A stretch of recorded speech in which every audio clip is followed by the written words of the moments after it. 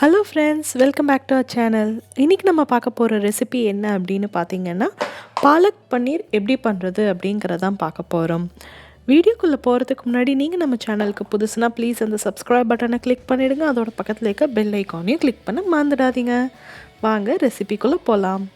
First நம்ம கீரையை வந்து பிளான்ச் பண்ணிடலாம். ஸோ இந்த மாதிரி ஒரு பாத்திரத்தில் தண்ணீர் நல்லா கொதிக்க வச்சுட்டு அதில் நம்ம அலசி வச்சுருக்க பாலக்கீரைகளை ஆட் பண்ணிடலாம். ஸோ இந்த மாதிரி பண்ணும்போது என்ன ஆகுது அப்படின்னு பார்த்திங்கன்னா, நம்ம பாலக் பன்னீர் அந்த கிரேவியோட கலர் வந்து நல்லா க்ரீனிஷாக நல்லா கிடைக்கும்.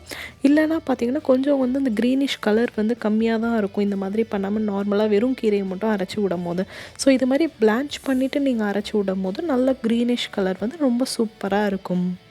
கீரையை வடிச்சிட்டு அந்த தண்ணியை கொட்டிடாதீங்க, அதை எடுத்து வச்சுக்கோங்க. அதை வந்து நம்ம பின்னாடி யூஸ் பண்ணிக்கலாம்.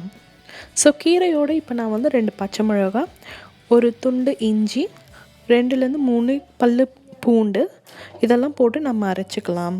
வாங்க கிரேவி பண்ணிடலாம். ஸோ கிரேவி பண்ணுறதுக்கு பேனில் இன்றைக்கி 1 டேபிள் ஸ்பூன் பட்டர் எடுத்துக்கோங்க. பட்டர் நல்லா உருகினதுக்கப்புறம் அதில் ஒரு கொஞ்சமாக சோம்பு, சீரகம் போட்டு நல்லா வதக்கிட்டு, ஒரு வெங்காயம், மீடியம் சைஸ் வெங்காயம் ஃபைனாக சாப் பண்ணி வச்சுருக்கேன், அதை போட்டு நல்லா வதக்கிக்கலாம். வெங்காயம் நல்லா டிரான்ஸ்பரண்ட்டாக வதங்கினதுக்கப்புறம் அதில் சாப் பண்ணி வச்சுருக்க ஒரு தக்காளி ஆட் பண்ணியிருக்கேன். இது நல்லா வதங்கிருக்கும் போதே இதுக்கு மசாலா, தேவையான மசாலாக்கள் ஆட் பண்ணிடலாம். 2 டேபிள் ஸ்பூன் சில்லி பவுடர், கொஞ்சமாக மஞ்சள் தூள், 1 டேபிள் ஸ்பூன் மல்லித்தூள் அண்ட் கொஞ்சம் கரம் மசாலா போட்டு இதை நல்லா வதக்கிக்கோங்க.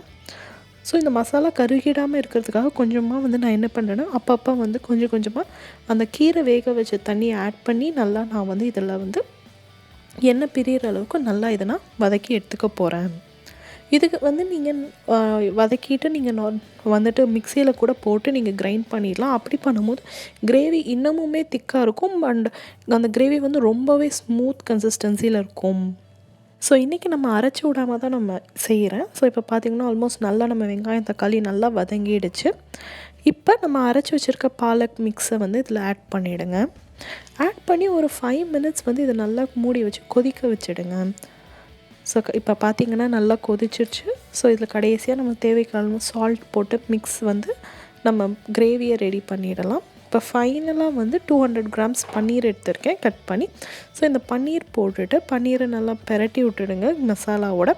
மசாலாவோட பெரட்டி விட்டுட்டு மீடியம் ஃப்ளேமில் வச்சு ஒரு 10 நிமிஷத்துக்கு நல்லா அது வந்துட்டு சிம்மில் வச்சுடுங்க. ஸோ தட் நம்ம பன்னீர் வெந்து சூப்பராக இந்த கிரேவி ரெடி ஆகிடும். அவ்வளோதாங்க, நம்மளோட பாலக் பன்னீர் சூப்பராக ரெடி ஆயிடுச்சு. இது வந்து சப்பாத்தி, நான், புலாவ், பிரியாணி இது மாதிரி எல்லாத்துக்கூடையும் சூப்பராக இருக்கும். கண்டிப்பாக ட்ரை பண்ணி பாருங்கள். இந்த ரெசிபி உங்களுக்கு பிடிச்சிருந்ததுன்னா லைக் பண்ணுங்கள், ஃப்ரெண்ட்ஸோட ஷேர் பண்ணிக்கோங்க அண்ட் கண்டிப்பாக சப்ஸ்கிரைப் பண்ண மறந்துடாதீங்க. இன்னொரு வீடியோவோடு உங்களை அடுத்த தடவை சந்திக்கிறேன். Bye friends.